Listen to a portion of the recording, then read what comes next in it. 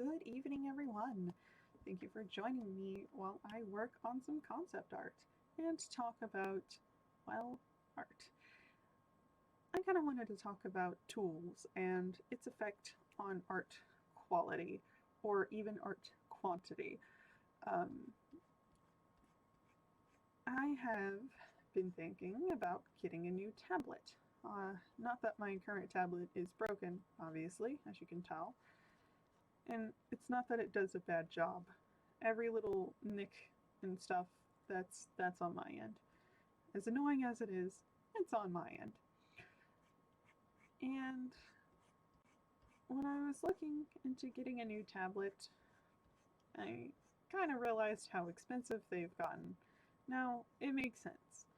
They're very smart computer tools, and it's it's more of a thing.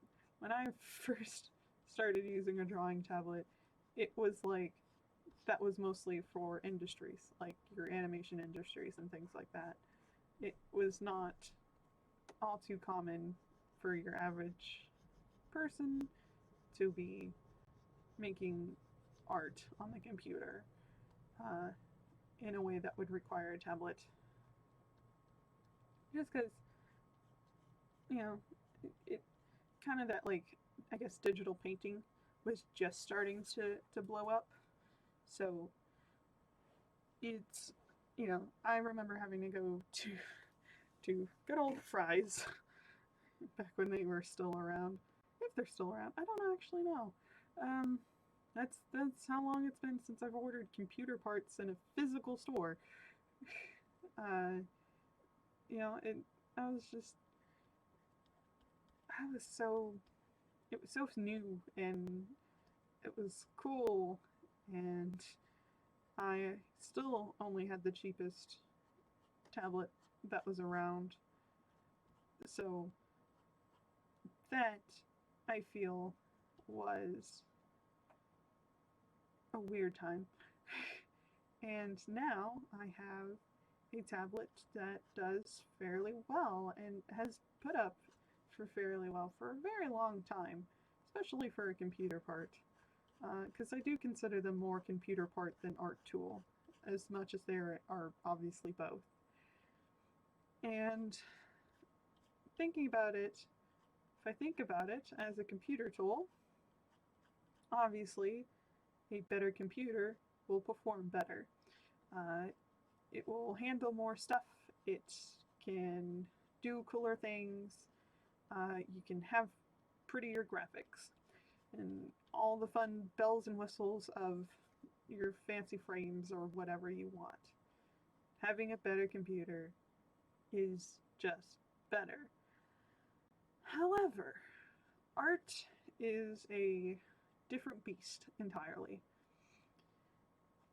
And so when you have something that requires tools and a skill, does having better tools produce better content? Is it, or is it just straight up just capped? Is it straight up capped by the skill of that person? And when first thinking about these questions, I said, well, no. Uh, Obviously, the skill cap of the person is the absolute limit. If you don't know what you're doing, you don't know what you're doing. You can have people who take cheap, free tools like Microsoft Paint and do crazy awesome things with it.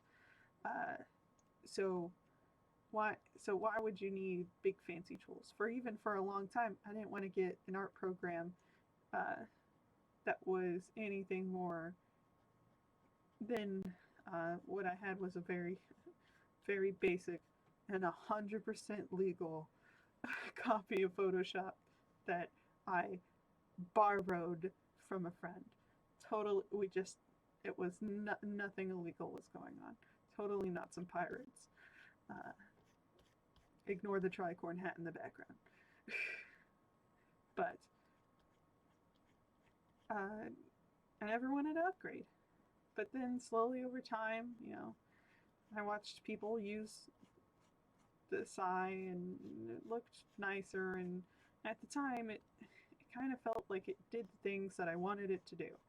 Uh, I was having a hard time with Photoshop, and it just wasn't doing the thing I wanted it to do. So I was like, well, here's this program, costs some money, I'll save some money, and I'll buy this program. It'll be fine. Wound up testing it out by also 100% legally borrowing from a friend.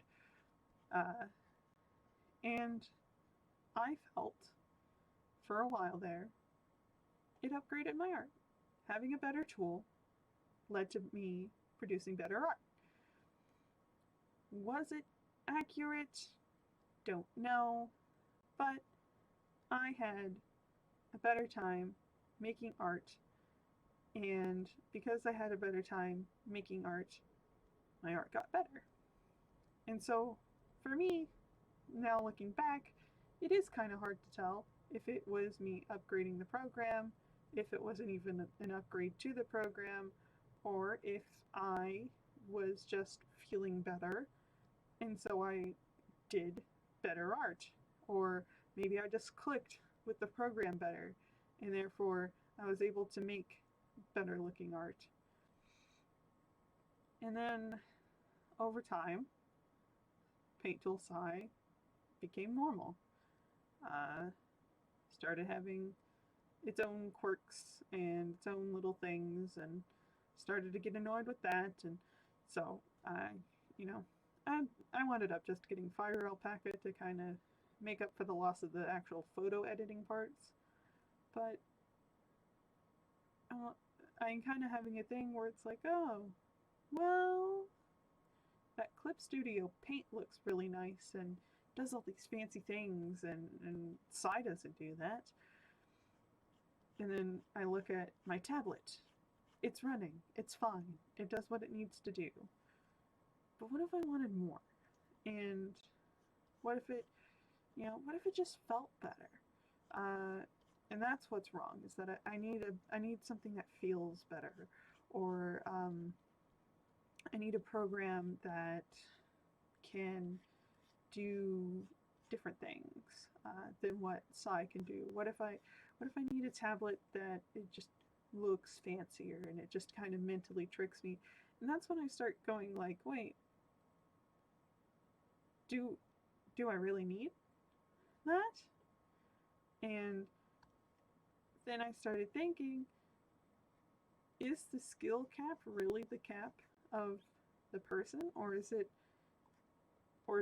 does something like a better tool that has a better feel, that looks nicer, and a program that runs a little bit smoother, does that also limit a person's artistic ability? Because obviously, if it's a skill and it's an ability,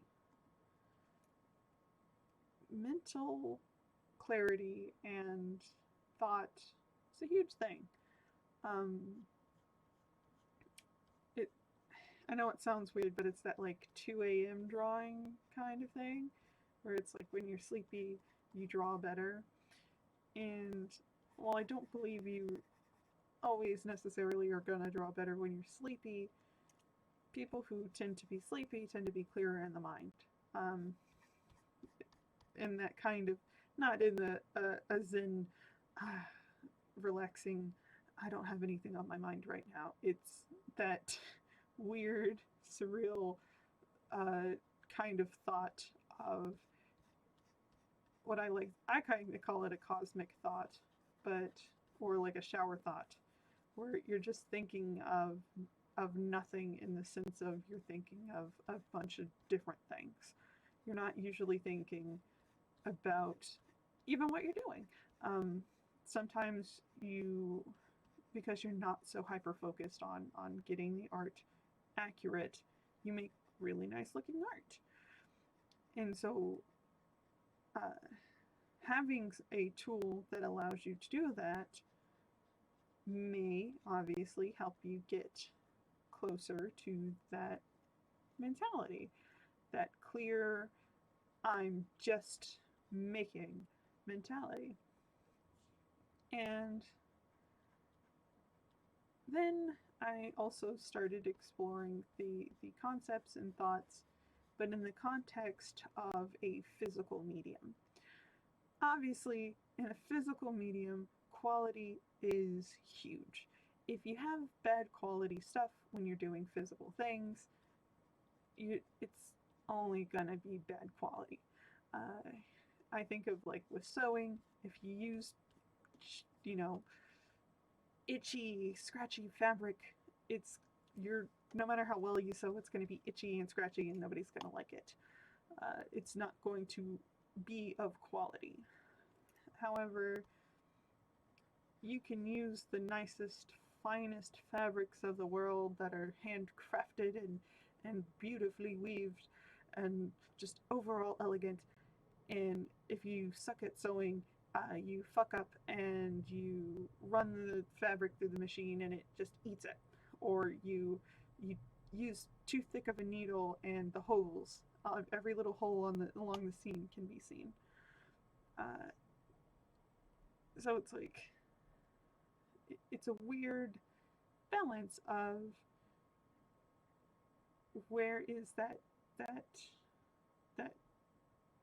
I guess fine point of said balance of where high quality tools and a high level of skill make great art, whether it's a physical medium, whether it's a fine art medium like painting and drawing and stuff, or even something like dancing and stuff like performance arts.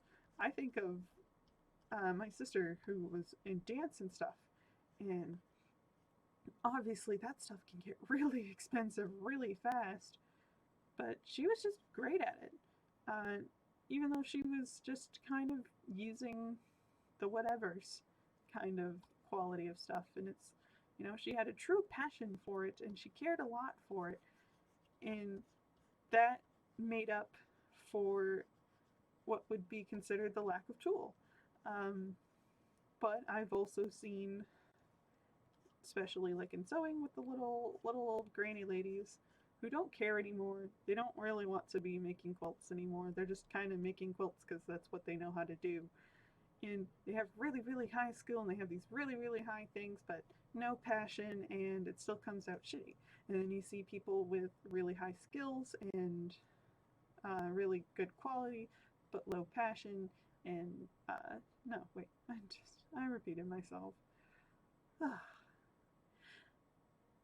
What I'm trying to say, to get back to the point and to stop rambling, is that art is generally a combination of things. It's a combination of a tool, it's a combination of a skill, it's a combination of a passion. Passion deserves its own topic. It's a huge thing that I can definitely ramble on forever about.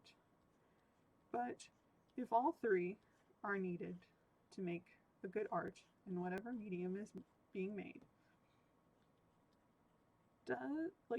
how far do you need to go to make that balanced to where you have the right tools for what you need, you have the right skill for what you need to do to use said tool, and then you have the passion to actually make something with that skill and that tool? Because when I look at the topic, people say that skill itself is a tool, and I won't say it's not. You can definitely look at it that way, but in my eyes, a person's skill is separated from their tools. Because once again, you can have people who use Microsoft Paint and make very beautiful artwork, and you can have people who know what the fuck they're doing and still fail because they use a bad tool, or they're forced sometimes to use a bad tool. Especially like in industries and stuff, that's when you mostly see that. So I guess wherein lies, whether it's for types of art or artists themselves or just in general, when does this When does the tool take over? When does the skill take over? Does it really matter? Is it always a perfect balance of three? I guess just have a conversation about it. Just think about it. It's kind of just a fascinating thing to just think about. Because it's really easy to have that first reaction of either yes, no, only in this context, in that context, with this, with that. Uh, but there's so many variables, and art is kind of an endless minefield of variables that it leads to would that matter? Would this matter? Would this affect that? Does having better tools affect your mentality more? And so you naturally produce more art or better art? Or does tools actually do uh, prevent certain levels of skill? Uh, Not all skill, but certain levels of skill. Uh, then you have the, especially since doing digital art and stuff, it's always fun to think of like, uh, is it an issue of resolution? Can the person just have a relatively mid-tier or low-tier computer and be trapped in a low resolution, so maybe all they do is pixel art?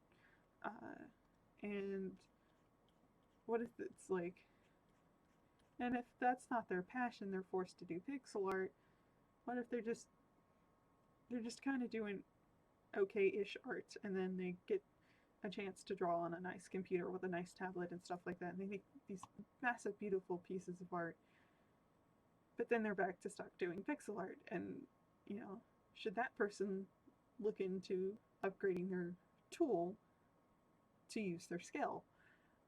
Uh, and just, I don't know, it's just a fun thing to think about. So, I'll stop rambling now. Sorry. So, have a good evening. Stay undead. Think about some art. If you're not an artist, I don't know. Think business thoughts or something like that. Ugh, between work and my internship, it's been just hanging out with a bunch of businessmen. I mean, my internship people are great. They're not businessmen, but they very much talk business, and that kind of conflicts with my deep philosophies of art. So, stay undead. Have a good evening. Subscribe, like, I don't know. Oh man, I feel so awkward doing that. Yeah, I'm gonna end this now.